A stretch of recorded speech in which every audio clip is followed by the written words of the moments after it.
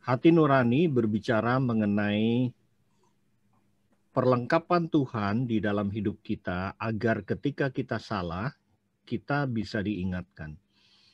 Hati nurani akan terus berbicara hal yang baik, tetapi jika hati nurani tidak dijaga, tidak didengarkan, maka hati nurani bisa menjadi lemah.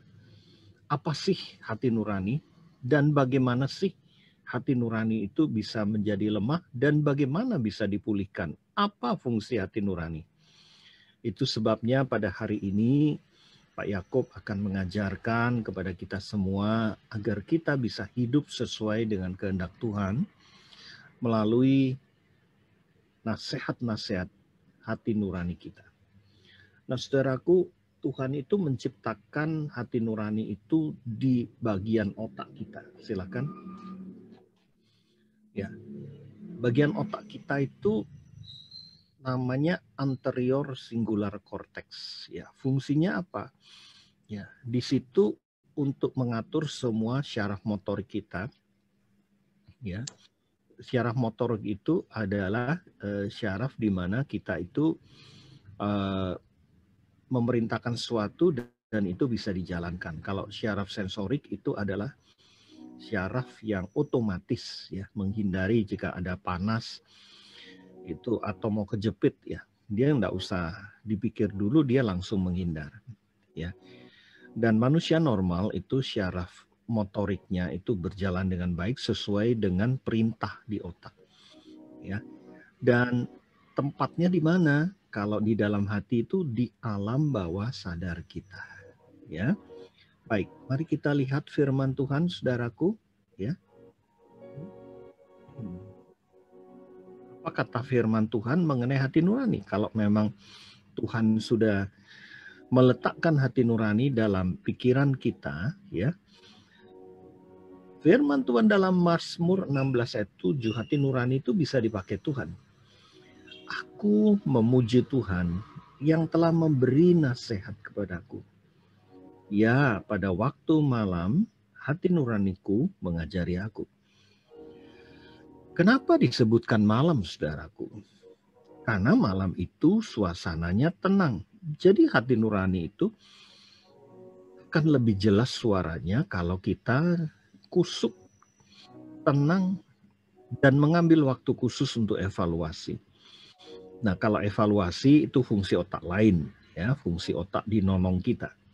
Ya, hati nurani di belakang nonong kita, anterior singular cortex. Ya.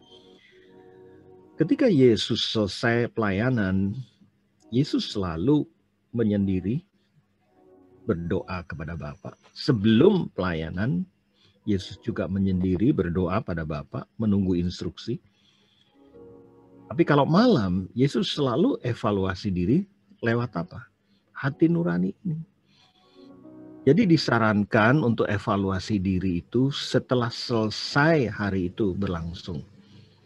Ya. Maka kita akan mendengar bagaimana hati nurani itu berbicara. Hati nurani harus dijagai, next ya. Sebab kalau tidak dijagai, disitulah hati nurani bisa diserang oleh prinsip-prinsip atau nilai-nilai dunia. Kisah Rasul 24 ayat 16 berkata, sebab itu aku senantiasa berusaha untuk hidup dengan hati nurani yang murni di hadapan Allah dan manusia. Jadi Rasul Paulus percaya bahwa suara hati nurani itu bisa tidak murni kalau tidak dijagai. Itu sebabnya karena dia manusia firman, ya, hati nurani memang bisa berbicara sesuai dengan nilai-nilai dan prinsip. Tapi orang dunia juga punya hati nurani kan? Dan yang dibicarakan itu adalah nilai dan prinsip yang mereka percayai. Belum tentu mereka sesuai dengan firman Tuhan. Contohnya mereka masih menyembah patung, dikira menyembah Tuhan. Seperti perempuan Samaria di Yohanes pasal 4. Tetapi jika anak-anak Tuhan seperti saudara dan saya maka hati nuraninya itu disinkronkan dengan firman yang ada di dalam hati kita. Roh Kudus yang sudah tinggal di dalam kita. Kalau kita belum lahir baru, Roh Kudus tidak ada di situ. Yang ada suara hati nurani yang isinya nilai-nilai dan prinsip dunia saja.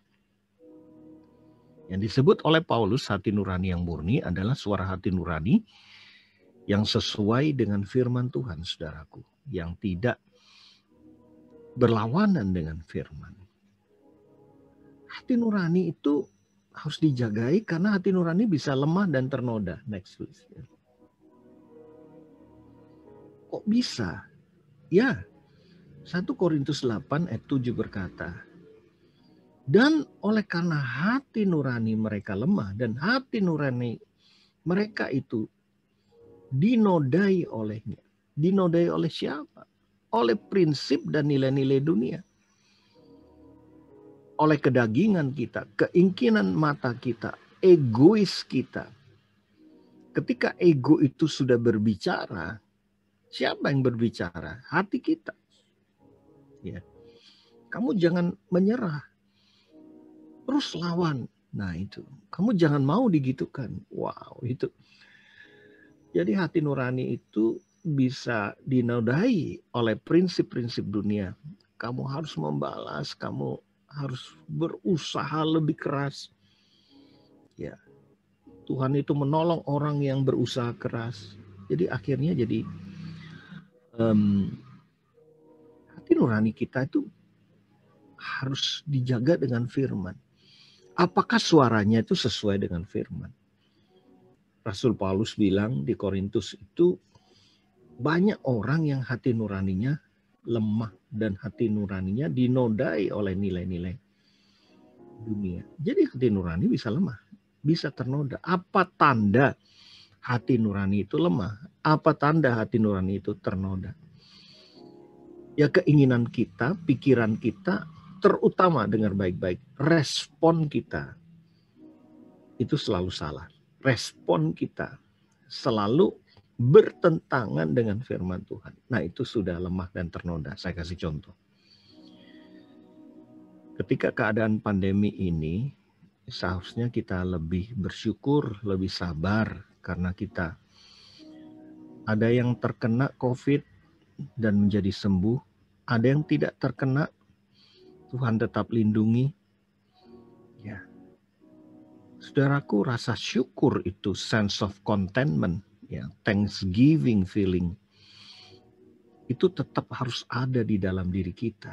Tetapi jika tiba-tiba kita merasa khawatir, firman Tuhan bilang, kalau engkau takut, tidak ada kasih lagi.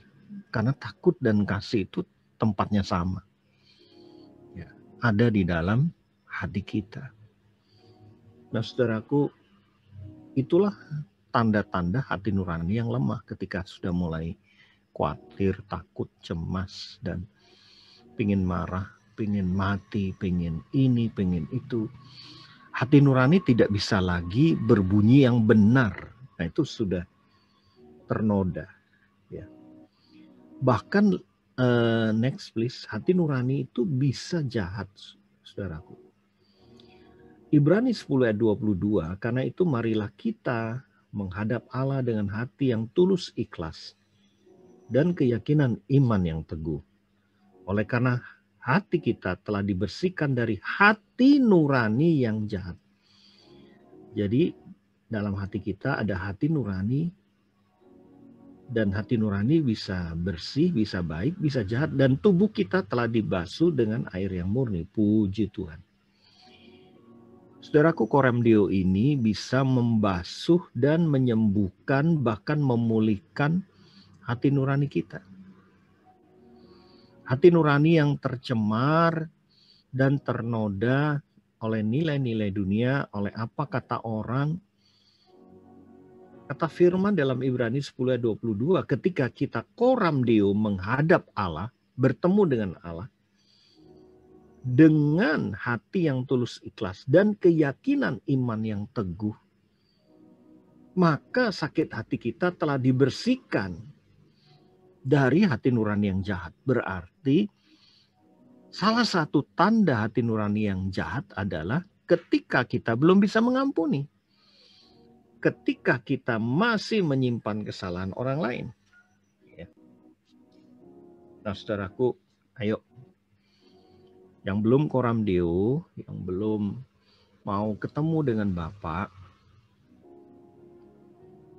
banyak keuntungan yang kita dapatkan. Kita motivasi.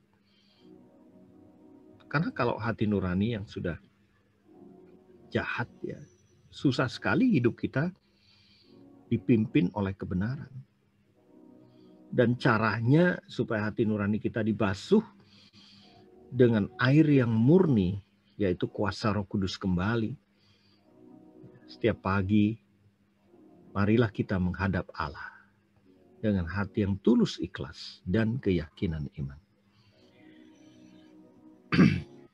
Saya mau bersaksi bahwa ketika istri saya sakit 2 minggu di rumah sakit, kemudian juga rawat jalan karena pneumonia,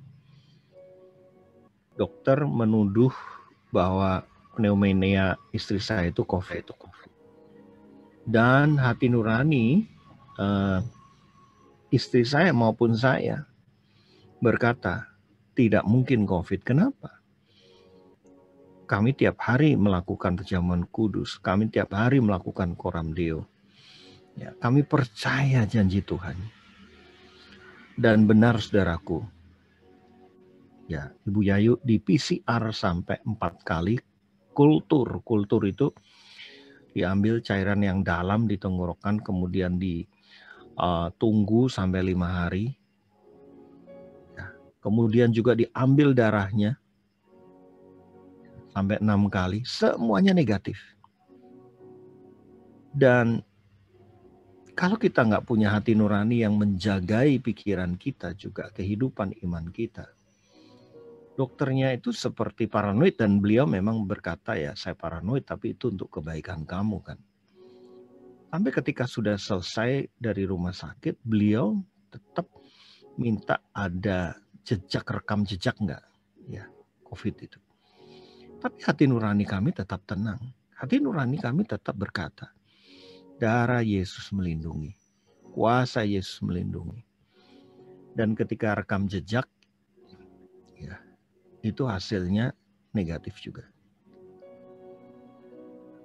Hari ini atas doa-doa saudara, ya Ibu Yayu sudah mengalami kesembuhan dan kekuatan kembali. Ya. Bayangkan kalau hati nurani kami tidak berbicara pada waktu itu. Pasti kami akan lebih percaya dokter daripada hati nurani kami. Saudaraku, ketika Ananias dan Safira hati nuraninya nggak bunyi, mereka berani membohongi Tuhan lewat Rasul Petrus. Dan Rasul Petrus sudah mengingatkan. Tapi mereka tidak mau dengar hati nurani mereka. Apakah kita masih bisa dengar hati nurani dengan suara yang baik? Mari kita lihat hati nurani next bisa disucikan oleh darah Kristus. Haleluya. Betapa lebihnya darah Kristus yang oleh Roh yang kekal telah mempersembahkan dirinya sendiri kepada Allah sebagai persembahan yang tak bercacat dan akan menyucikan hati nurani kita. Sekali lagi, ya, darah Kristus mampu menyucikan hati nurani kita dari perbuatan-perbuatan yang sia-sia, supaya kita dapat koram deo, supaya kita dapat beribadah, supaya kita dapat taat, supaya kita dapat berbuat, supaya kita tidak melanggar firman Allah. Saya ulangi lagi, ini luar biasa. Ibrani 9 ayat 14. Hati nurani kita bisa ternoda, bisa jahat, bisa lemah. Tapi ketika koram deo dan perjamuan suci, ya, darah Kristus akan menyucikan hati nurani kita dari perbuatan-perbuatan yang sia-sia. Sehingga kita dapat beribadah kepada Allah yang hidup. Haleluya. Haleluya. Saudaraku, bagaimana memelihara hati nurani? Yesaya 57 ayat 15 berkata, sebab beginilah firman yang maha tinggi dan yang maha mulia, yang bersemayam untuk selamanya dan yang maha kudus namanya. Aku bersemayam di tempat tinggi dan tempat kudus, tetapi juga bersama-sama orang yang remuk dan rendah hati, untuk menghidupkan semangat orang-orang yang rendah hati dan untuk menghidupkan hati orang yang remuk. Aku ketika kita patah hati, ketika remuk, dan itu bukan karena kesalahan, kesedihan kita bertumpuk, dan kita datang di hadapan Allah, berkoram deo, bersatu dalam doa bersama tubuh Kristus. Ternyata Tuhan bersemayam di tempat tinggi dan kudus, tapi juga bersama orang yang remuk dan rendah hati. Jadi keremukan hati bukan oleh karena kesalahan, tapi karena situasi, karena firman, membuat perisai hati kita. Tuhan bersama orang yang remuk hati, saudaraku, orang yang rendah hati. Dan tanda bahwa hati nurani itu sudah dibela oleh Tuhan adalah hidup kita tetap semangat, bahkan menghidupkan hati. Yang disebut hati ini juga termasuk hati nurani, orang yang remuk hati. Saudaraku, kesedihan karena kesalahan itu nggak bisa dengar suara hati nurani. Tapi kalau kita masih bisa dengar suara hati nurani yang menghibur, menguatkan ketika istri saya juga sakit, ketika 2 tahun yang lalu cucu saya meninggal juga, hati nurani ini berbicara, mengeluarkan firman. Alam bawah sadar itu terus berbicara, menguatkan saya. Mari kita berdoa. Tuhan, kami mau datang di hadapan-Mu, melihat mata-Mu, melihat wajah-Mu, agar hati nurani kami menjadi tajam kembali. Kami menghampiri takhta-Mu pada pagi hari ini, agar setiap hati kami ditenangkan. Firman-Mu berkata hati yang remuk dan hati yang rendah hati, Engkau dekat dengan kami ya Tuhan. Saudaraku, saya tidak tahu apa persoalan saudara, tapi jika saudara merasa sedih, jika saudara merasa tidak nyaman pada pagi hari ini, entah karena sakit di tubuh, entah karena perkataan orang lain, mungkin juga karena situasi yang menekan, rasanya resah, letih, berbeban berat. Firman Tuhan hadir kepada kita, bahwa Tuhan bersemayam bersama dengan orang-orang yang remuk hati dan rendah hati. Kami bersyukur Tuhan, biarkan setiap saudaraku dan setiap kami mengalami hadirat-Mu, mengalami pemulihan pada pagi hari ini, mengalami kesembuhan pada pagi hari ini. Tuhan, kami percaya kuasa darah Tuhan Yesus. Kami percaya kasih karunia-Mu. Kami percaya anugerah-Mu. Kami percaya hidup kami rumah-Mu Tuhan. Kami percaya tubuh kami adalah bait-Mu ya Tuhan. Kami tidak pernah ragu Tuhan.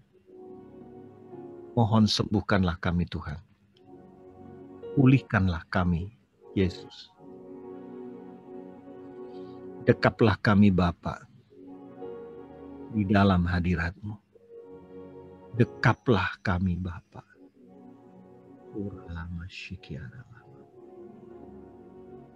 Bagi setiap saudara yang membutuhkan kesegaran baru, biarlah setiap kita terus berharap seperti wanita yang mengetuk pintu hati.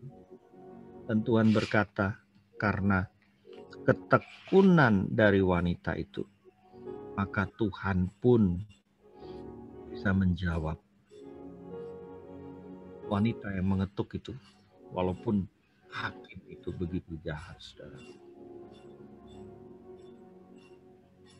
Bolehkah lagunya dimatikan, dan saya akan memberikan lagu saat teduh dari saya. Dan ketika lagu ini diputar, saya ingin melayani Bapak Ibu secara profetik. Mari kita tutup mata, rileks ya. Dan kita dengarkan lagu ini.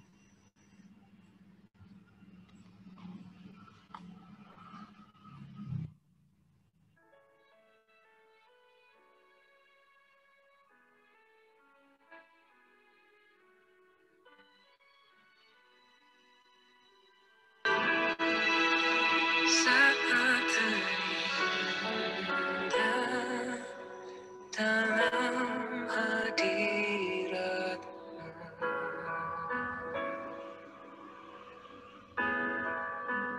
rasakan kasih dan anugerah-Mu, Tuhan.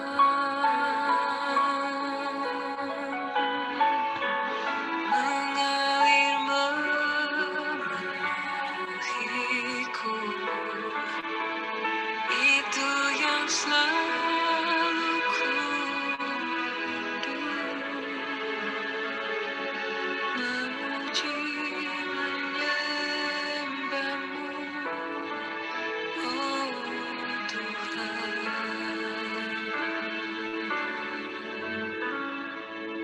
Saat indah bersama-Mu,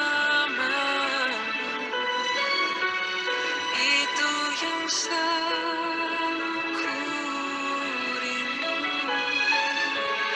Menikmati Engkau dalam hadirat-Mu.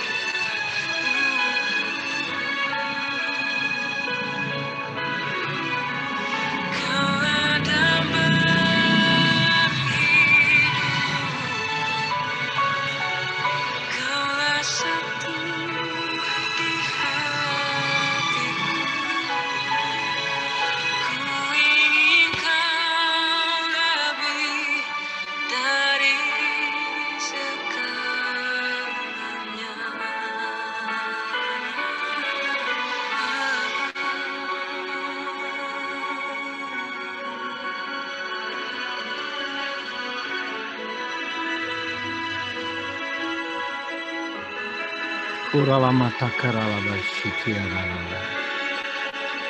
Bapa, ini kami Bapa. Ini kami Bapa.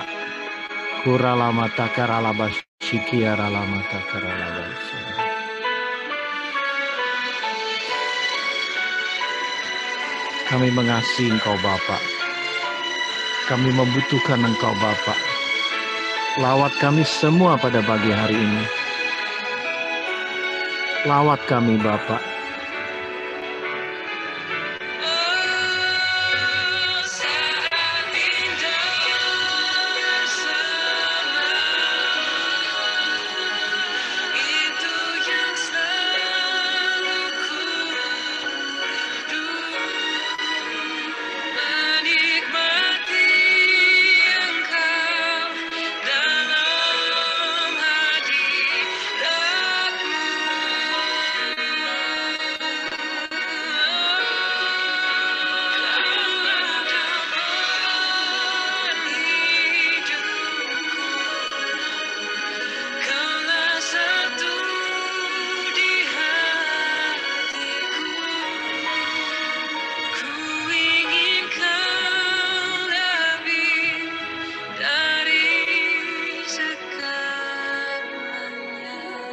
Benar Tuhan, kami ingin Kau lebih dari segalanya.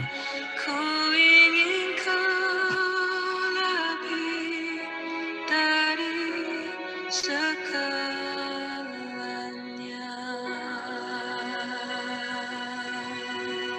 Kalau ada di antara saudara yang betul-betul membutuhkan jamahan Tuhan, Tuhan itu mendengar setiap doa kita. Dia tidak jauh, saudara.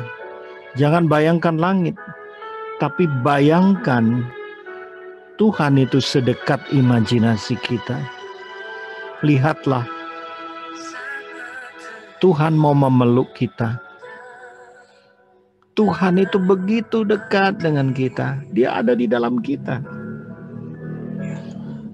Matius 1 ayat 23. Dia menggelari dirinya Immanuel, yang artinya apa? Tuhan itu mau beserta kita. Hidup kita ini rumahnya Tuhan. Rasakan dalam setiap detak jantung kita. Rasakan dalam setiap aliran darah kita. Rasakan Tuhan dalam setiap tarikan nafas kita. Hadirat Tuhan melengkapi kita, saudaraku. Saya sering melakukan. Pikiran saya masuk ke dalam, bukan keluar. Karena Tuhan ada di dalam kita. Saat indah bersama Yesus, itu yang selalu Bapa, Roh Kudus, menikmati Engkau dalam hati.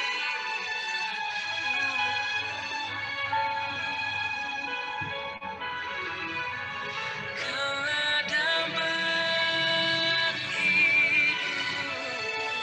damai dalam hidupku. Kaulah satu di hati. Engkau satu di hatiku, Tuhan. Ku ingin Kau lebih dari segalanya. Ya Tuhan, kami ingin Engkau lebih dari segalanya. Oh Tuhan, kami tidak pernah khawatir Tuhan. Ketika Engkau membela kami, kami tidak pernah takut Tuhan ketika Engkau bersama dengan kami. Gada dan tongkat-Mu membela kami. Engkaulah gembala kami Tuhan, sehingga kami tidak memerlukan apapun lagi Tuhan. You are my shepherd, O Lord, I shall not want. Kau membaringkan kami pada rumput yang hijau, di air yang tenang. Tuhan, segarkan jiwa kami pada pagi ini. Segarkan Tuhan. Saat indah bersama itu yang selalu ku menikmati Engkau dalam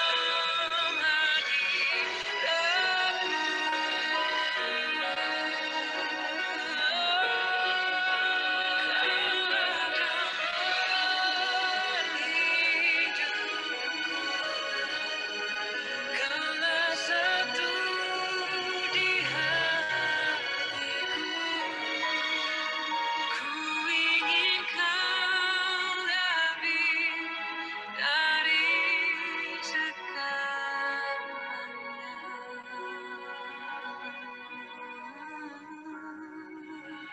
Ku ingin Kau lebih dari segalanya.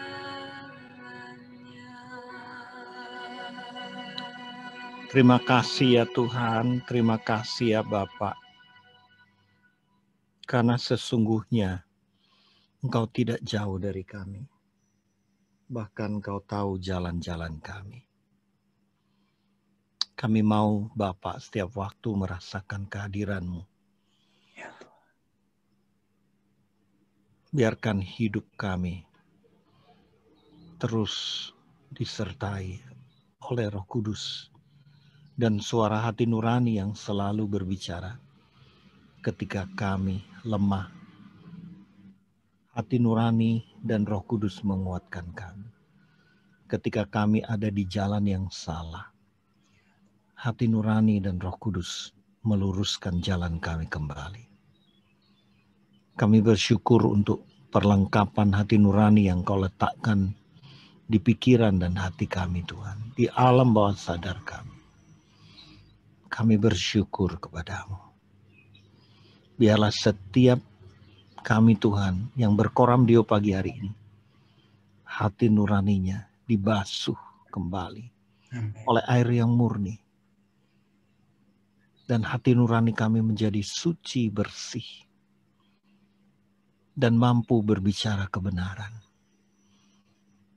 Pimpinlah dan tuntunlah kami ya Tuhan, agar kami tahu kehendak-Mu, tahu jalan-jalan-Mu. Kami bersyukur sampai hari ini Tuhan tetap melindungi kami, menjagai kami, mengizinkan kami hidup dan melakukan kehendak-Mu. Kami bersyukur kepadamu ya Tuhan. Tuhan adalah gembalaku,